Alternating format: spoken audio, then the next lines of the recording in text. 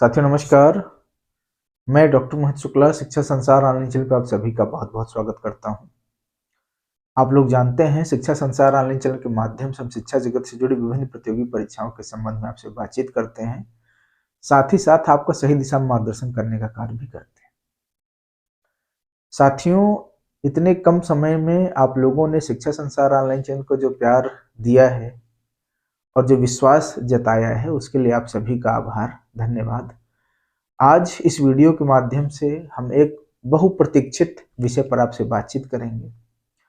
आप लोग इस समय बहुत परेशान हैं, तनाव में भी होंगे। क्यों? क्योंकि सारे एग्ज़ाम आपके एक साथ पढ़ रहे हैं।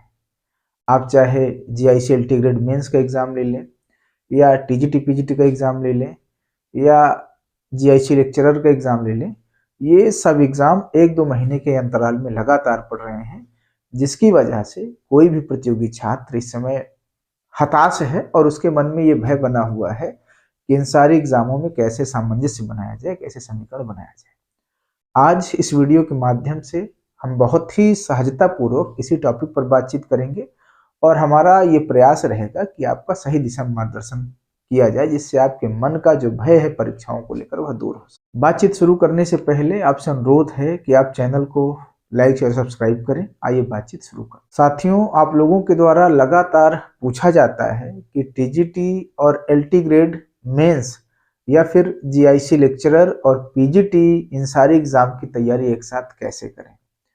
क्यों? क्योंकि दोनों परीक्षाओं का जो पैटर्न है वह अलग अलग है। तो ऐसे में आपको ये लग रहा होगा कि अगर आप टीजीटी पीजीटी की तैयारी करते हैं तो जीआईसी का जो मेंस एग्जाम है उसकी तैयारी नहीं कर पाएंगे, या अगर जीआईसी मेंस की तैयारी कर रहे हैं तो टीजीटी पीजीटी तैयारी से आप दूर हो जाएं। आइए इसी विषय पर हम आपसे बातचीत शुरू करते हैं। साथियों, आपको अपने मन से ये भय, ये चिंता मिटा देनी है कि सारे एग्जाम जो एक साथ हो रहे हैं ये आपके लिए समस्या है। इसको समस्या के रूप में नहीं देखना, ये समस्या नहीं है, ये मूल रूप से आपके लिए अवसर है। अभी तक आप जिस एग्जाम की तैयारी 3-4 साल से कर रहे थे, एक ऐसा सुअवसर बना है कि उन सारी एग्जामों की परीक्षा संपन्न होने वाली है। सबसे जरूरी बात आपको ये समझना होगा कि जितने भी एग्जाम दे रहे हैं आप, वो एग्जाम सिर्फ आपके लिए नहीं है। उन एग्जाम से, उन परीक्षाओं से मैक्सिमम कैंडिडेट को गुजरना है। जितना समय आपके पास है उतना ही समय अन्य कैंडिडेट को भी इन परीक्षाओं को क्वालिफाई करने के लिए, इन परीक्षाओं को पास करने के लिए मिला है। तो ये सिर्फ आपके साथ ही कंडीशन नहीं है कि समय कम है और सारे एग्जाम आप ही को देना है। सारे कैंडिडेट के लिए उतने ही समय और सारे कैंडिडेट को इन एग्जाम से गुजरना है। तो इसको समस्या के रूप में ना लेकर के सबसे पहले आपको अवसर के रूप में लेना है। अब जब आप इन परीक्षाओं में सामंजस्य बैठाना चाहते हैं तो सबसे पहले आपको क्या काम करना है? सबसे पहला आपको कार्य करना है, सिलेबस देखना है। किसी भी परीक्षा को पास करने के लिए उसके सिलेबस पर काम करना बेहद जरूरी है। आप पर्याप्त समय लेकर 1 दिन या 2 दिन टीजीटी पीजीटी का सिलेबस भी देखिए और एलटी ग्रेड मेंस का सिलेबस भी देखें। साथ ही साथ अगर आप जीआईसी लेक्चरर का प्रीलिम्स एग्जाम की तैयारी कर रहे हैं तो उसका भी सिलेबस आप देख सकते हैं। सिलेबस देखने के बाद आपको ये समझना है कि कौन कौन सा ऐसा टॉपिक है जो कॉमन है। हम आपको आश्वस्त कर दें, आप जिस विषय से तैयारी कर रहे हैं, आप चाहे टीजीटी पीजीटी की तैयारी कर रहे हो, आप चाहे जीआईसी लेक्चरर की कर रहे हो, आप एलटी ग्रेड मेंस की तैयारी कर रहे हो, या आप हायर वगैरह की तैयारी कर रहे हो, 70 से 80% सिलेबस सारी परीक्षाओं का कॉमन आपको मिलेगा। तो जो भी सिलेबस कॉमन है उसको आप नोट कर लें, और जो सिलेबस आपको ऐसा लग रहा है कि इन परीक्षाओं में ये सिलेबस अलग है, 20% या 30%, उसको आप अलग से नोट कर लें और उनके लिए आपको अलग से समय देने की जरूरत पड़ेगी। बाकी 80% जो सिलेबस है उसको जब आप अच्छे से पढ़ेंगे तो वही सिलेबस आपके मेंस एग्जाम में भी काम आएंगे, और वही सिलेबस आपके ऑब्जेक्टिव एग्जाम, चाहे आप टीजीटी पीजीटी दे रहे हो, चाहे आप जीआईसी लेक्चरर का दे रहे हो, वही सिलेबस वहां पर भी आपके काम आएगा जब आप मेहनत करके उनको पढ़ेंगे। जब आपने सिलेबस को अच्छे से देख लिया, समझ लिया, नोट कर लिया, उसके पश्चात आपको परीक्षाओं की प्रकृति को समझना होगा। आप अगर टीजीटी पीजीटी की तैयारी कर रहे हैं तो वहां जो प्रश्न आपसे पूछे जाएंगे वो ऑब्जेक्टिव आएंगे। जी हाँ, और अगर आप LT मेंस की तैयारी कर रहे हैं तो वहां पर आपको सब्जेक्टिव प्रश्न पूछे जाएंगे, लिखने के लिए होंगे। 2 प्रकार के प्रश्न मेंस में पूछे जाएंगे, एक तो लघु उत्तरी जिनको आपको 100 शब्दों में लिखना है, और दूसरे दीर्घ उत्तरी जिनको आपको 200 शब्दों में लिखना है। तो अब आपको ये समझना है कि इनकी भी तैयारी आपको अलग से नहीं करनी। आप तथ्य के रूप में जो पढ़ेंगे TGT PGT की तैयारी करते हुए, वही सारी चीजें जब आप मेंस की आंसर राइटिंग करेंगे तो वो सारे तथ्य आप एक बेहतरीन उत्तर लिखने के लिए उन तथ्यों का प्रयोग करेंगे, तभी आपका उत्तर बेहतर होगा और मेंस में आपको अच्छे अंक मिलेंगे। तो यहां पर भी आपको ये समझना है कि आपकी तैयारी अलग नहीं हो रही, एक ही तैयारी से आप 3 एग्जाम 4 एग्जाम कवर कर रहे हैं। आपको ऑब्जेक्टिव पढ़ना है और साथ ही साथ ये भी तैयारी करना है कि आप जब डिस्क्रिप्टिव लिखेंगे तो अपने पढ़े हुए ऑब्जेक्टिव का प्रयोग वहां पर कैसे करेंगे।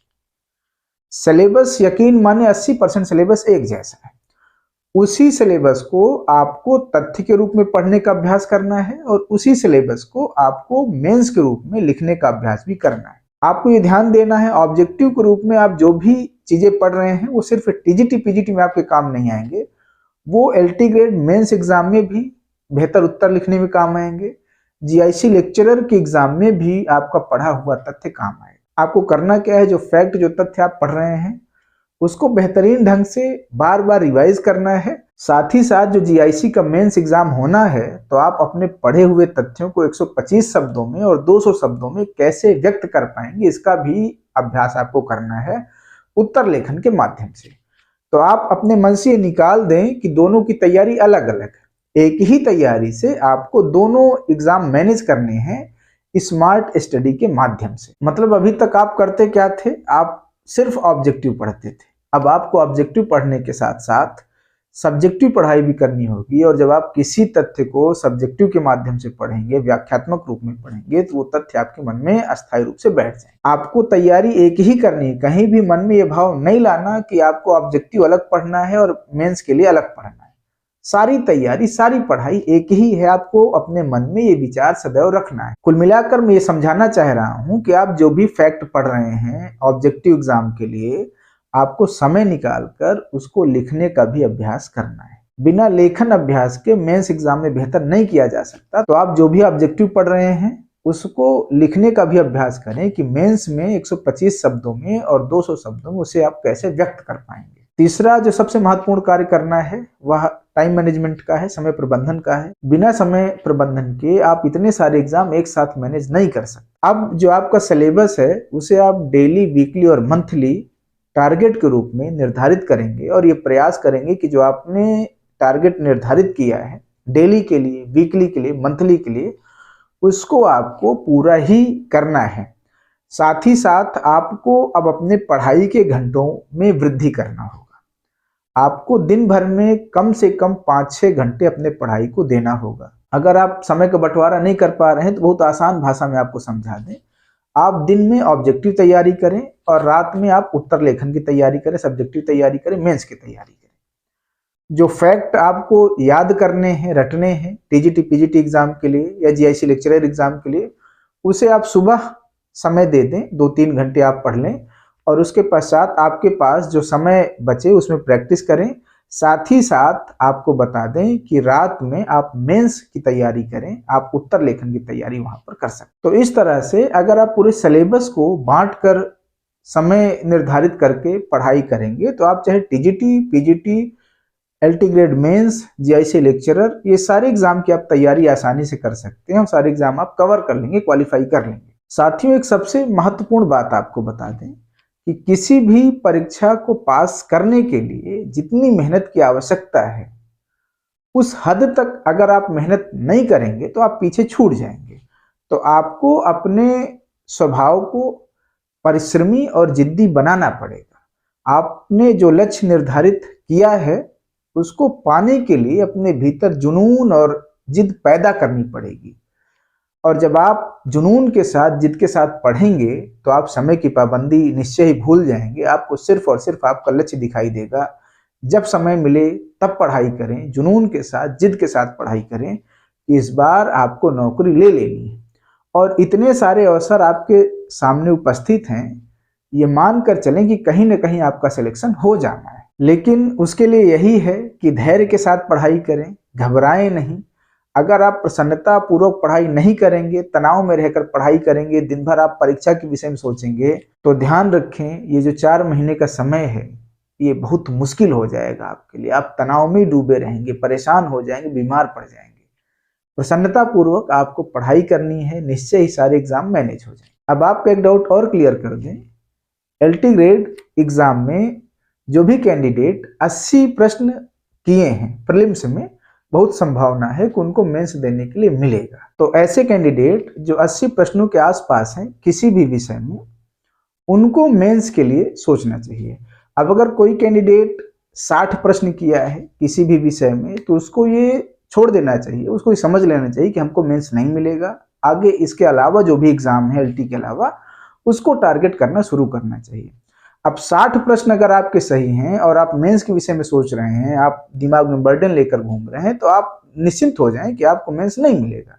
आगे जो अवसर है उनके विषय में आपको सोचना चाहिए। अगर आप 80 के आसपास हैं तो ये कहा जा सकता है कि आपको एलटी ग्रेड मेंस मिलेगा। आपको मेंस के साथ साथ टीजीटी पीजीटी ऑब्जेक्टिव एग्जाम की भी तैयारी करनी पड़ेगी, उस विषय में आपको सोचना होगा। खैर, आपका ये संशय भी बहुत जल्द दूर हो जाएगा। 20 फरवरी तक एलटी ग्रेड प्रीलिम्स का रिजल्ट आना शुरू हो जाएगा और उसके बाद आपको क्लियर हो जाएगा कि आपको मेंस देने के लिए मिल रहा है कि नहीं मिल रहा है। अगर मेंस देने के लिए मिल रहा है तो आपको मेंस के साथ साथ टीजीटी पीजीटी की भी तैयारी करना होगा, और अगर मेंस देने के लिए नहीं मिल रहा है तो आपके पास सिर्फ और सिर्फ टीजीटी पीजीटी का विकल्प रहेगा। आप उसी की अच्छे से तैयारी कर लें, जिससे वहां पर आप बेहतर कर लें। साथियों, ये कुछ जरूरी बातचीत थी जो आप लोगों के द्वारा बार बार पूछी जा रही थी, और हमने प्रयास किया कि इसके संबंध में आपको उचित मार्गदर्शन करें। आपके मन में किसी प्रकार का कोई संशय है, कोई प्रश्न है, तो आप अपने प्रश्न को पूछ सकते हैं। हमारे द्वारा, हमारी टीम के द्वारा आपके प्रश्नों का जवाब दिया जाएगा। ये बात हमेशा ध्यान रखें, मेहनत का कोई विकल्प नहीं होता। बिना घबराए, बिना तनाव लिए, बिना डरे मेहनत करते रहें, निश्चय ही सफलता आपके कदम चूमेगी।